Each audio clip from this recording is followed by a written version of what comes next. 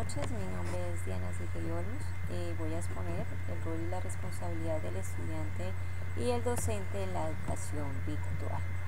Bueno, responsabilidades y el rol del estudiante en la educación virtual. Vemos que convertirse en el principal actor de su formación. Dentro de la educación presencial vemos que el estudiante es un agente, digamos, pasivo. Ahorita tiene que ser activo, debe comprometerse con su propio aprendizaje. Debe conocer a plenitud las competencias que va a recibir en una determinada asignatura para verificar su recepción. Dentro de esta responsabilidad o como rol, vemos que él debe conocer muy bien cuáles son las actividades, qué es lo que plantea el docente, para asimismo resolver esas actividades. Si yo desconozco o no entiendo eso, debo acercarme y hacer las respectivas preguntas y la asesoría del docente. Comprometerme a un nuevo modelo de estudio tanto personal como institucional. Entonces ya debo ajustarme al cronograma expuesto por el docente y empezar a organizar mis tiempos de tal forma que pueda resolver las actividades que el docente necesita o que el docente pone allí dentro de la plataforma, contestarlas a tiempo, en los tiempos correspondientes. Bueno, aquí habla un tema muy importante que me gusta esa palabra, empoderarse. O sea, empoderarme es decir, yo tomo el control, soy una persona líder, una persona que planifico, una persona que organizo mi tiempo. Entonces, empoderarse, la planificación semestral propuesta por el docente y presentarla a sí mismo, cómo hacer y hacerla respetar. O sea, estas son mis actividades y digamos alguna actividad en materia, digamos que se haya quedado por fuera. Entonces yo tengo que, bueno, estas son mis actividades, planifico mi tiempo, organizo. Digamos que el docente o el tutor no cumplió, entonces yo también soy responsable de que él cumpla con su parte, con su asesoría. Aquí, revisar el plan del docente de materia. Entonces aquí, ver el plan del docente de materia, o sea, ver el docente pone allí la materia, las actividades, digamos, en este caso ahorita estamos viendo la introducción, ya vemos varios, dentro de esa materia vemos que hubo 4 formas. Entonces el foro, hubo también la presentación que nos tocó en lo de YouTube, utilizar eso, la evaluación y por último esta tarea. Entonces vemos que el docente coloca la materia allí, pero debemos ver cuáles son las actividades calificables y qué es lo que nos toca hacer. Se debe considerar la metodología. La metodología es esencial para eso. Si nosotros no entendemos la metodología, digamos la parte de las TIC, muy difícilmente podemos dar respuesta. Pues a mí en lo personal me pasó con el foro, que pensé que de pronto era así y no era así, y me saqué la nota que no esperaba, pero ya digamos que fue por desconocimiento de la metodología y por falta de preguntar. Entonces uno dice, wow, ¿qué pasó acá? Pero entonces fue respectivo a eso, por no entender la metodología. Lo primero que nosotros como estudiantes de la parte virtual debemos comprender la metodología, repasar cómo es la plataforma, qué es lo que pide. O sea, a veces el no leer bien hace que de pronto no hagamos las cosas bien. Entonces el tutor envía su actividad y el no leerla bien, alguna palabrita, entonces ahí está el problema de que nos quede mal hecha la respuesta o el desarrollo de las actividades. El estudiante debe garantizar adecuadamente su tiempo en base a las materias que se matricula. Si yo tengo tales temas, debo, lo que decía anteriormente, organizar. Todo está en la organización, el cronograma y tener ese manejo de tiempo. Bueno, esto es digamos que algo que me encontré en lo que investigaba, que me parece muy bonito y que tiene, o sea, lo que me están preguntando dentro de esta exposición, de esta tarea. Entonces, el rol del docente y el estudiante. Entonces, en la educación virtual vemos que necesitamos que existe una colaboración, debemos que todos los que estamos allí, debemos colaborarnos. Entonces, esta parte dentro de lo que es el foro, la construcción del conocimiento dentro de todos los participantes que están allí. Entonces por eso se necesita esa colaboración. Aquí seguimos, ¿qué se hace? Una investigación para yo poder dar, digamos, buenas respuestas o buenas, digamos, ideas o de lo que lo que me están preguntando. Debo investigar. Si yo no investigo y si digamos que me voy por mi parte personal, de pronto no voy a tener una base o un sustento de esa investigación. Pero si investigo y digamos que varios actores o varias personas estuvieron de acuerdo a esa investigación, entonces hace que esa investigación valió la pena. Vemos que se utiliza o que es lo que vemos nosotros, el uso de las TIC. Dentro de esta educación virtual es importante que el estudiante tenga el conocimiento del uso de las TIC, lo que estamos viendo dentro de ese curso de inducción. Hoy entonces amplitud de recursos del aula. Entonces aquí vemos recursos, vemos de pronto ya no está del tablero, sino digamos el computador, todo lo que podamos investigar. Hay cosas o personas que nos pueden colaborar dentro de esa, y sobre todo en esta parte digamos que es el docente que nos ayuda a esa formación.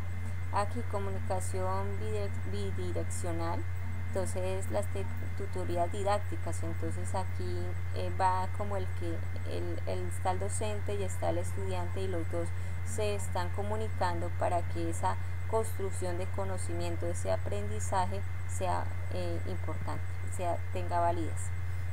¿Qué se utiliza? Entonces las herramientas entonces y materiales. Aquí vemos todas las herramientas que podamos utilizar, todo lo que hemos aprendido. Y acá un lenguaje nuevo. Dentro de este lenguaje nuevo está el uso de las TIC. Por eso nos iniciaron con esa inducción a la plataforma, a las TIC. Ya estoy viendo hoy esta forma que es para mí nuevo, pero es asertivo. El rol del estudiante. Aquí continuamos. Nosotros como estudiantes tenemos mucha responsabilidad, porque aquí nos corresponde a nosotros esforzarnos por nuestro aprendizaje, de tener una comunicación frecuente, fluida y rápida con su facilitador. La exposición de sus ideas y principios de acciones deben hacerlo de forma clara. O sea, si usted no pregunta algo claro, no va a tener respuestas claras. La cultura de colaboración, de trabajo compartido, la construcción de conocimiento en esta parte. La cultura de colaboración es la construcción de conocimiento necesariamente. Si yo estoy haciendo un trabajo, si otras personas investigan, puedo hacer más fácil mi tarea y puedo tener mejores resultados y mejor aprendizaje. Familiarizarse con el uso de las herramientas de la comunicación y el uso de las TIC es importante, porque si no tenemos este conocimiento, realmente podemos tener la parte digamos que estamos estudiando muy entendida, pero no hacemos llegar las cosas como las piden, entonces nos va a ir mal. Trabajar con un método que complemente objetivos, tareas y tiempos para la realización de las mismas. Entonces utilizar un método, ya sea el cronograma, ya sea mi tiempo, ya sea como yo maneje eso, entonces de tal forma que yo leo mi cronograma debe ir ajustado al cronograma del docente, porque él es el que coloca allí, estas son las fechas. Entonces bueno, ya el docente me colocó las fechas, yo debo empezar a decir, bueno, tales días y tales días voy a trabajar en esto, y tales días voy a trabajar en lo otro, y así puedo lograr alcanzar los objetivos planteados. Estar motivado y perseverar, trabajar con intensidad y de manera continua, desarrollar autoestima y afán de superación. Investigar, es esencial la investigación. Si yo no investigo, no voy a aprender. Esto es de un autoaprendizaje. Entonces en esto es importante resaltar la investigación. Actuar con autonomía, es necesario ser autónomo para yo aprender. Hay veces que tengo que tomar decisiones y debo tener esa autonomía para tomarlo. Responsabilizarse de su propio aprendizaje. O sea, eso es lo que más importante que hay acá, la responsabilidad. Yo soy el que manejo mi tiempo, yo soy el que voy a aprender. Bueno, aquí continuamos con el rol del docente. Es un facilitador del proceso de enseñanza. El profesor pasa de ser un experto en contenidos o un facilitador de aprendizaje, donde va a requerir enseñar experiencias. Entonces vemos que que él ya no es el que lleva el libro allí, sino que va a dar los recursos virtuales. Bueno, encontramos tales cosas que le pueden servir, ustedes tienen que leer y tomar las ideas principales y exponerlas, o sea que tener ese, ¿cómo se decimos? Esa lectura y aprender a ser esos críticos que permite que nosotros podamos el día de mañana igual exponer nuestras ideas ante los demás, entre nuestro trabajo. Fomentar la interacción con los estudiantes y el estudio y la motivación. Dentro de esto, bueno, llegaremos a un momento que estamos cansados, no queremos más, pero si nosotros tenemos al lado un buen, digamos, tutor o docente, nos vamos a motivar. Orientar va a ser una de las tareas porque permita como esa guianza y puede decir, bueno, por este lado es más fácil y poder lograr esos objetivos que yo le planteo en las actividades. Diseñador. Digamos que él debe diseñar, digamos, las actividades de tal manera que el estudiante las pueda comprender y pueda dar respuestas de forma fácil. Asesor, lo mismo que, bueno, es parecido a orientar, pero aquí ya va a estar como esa asesoría, bueno, investigue de tal forma o te puedo ayudar en tal otra, y eso logra que el estudiante también llegue a motivarse.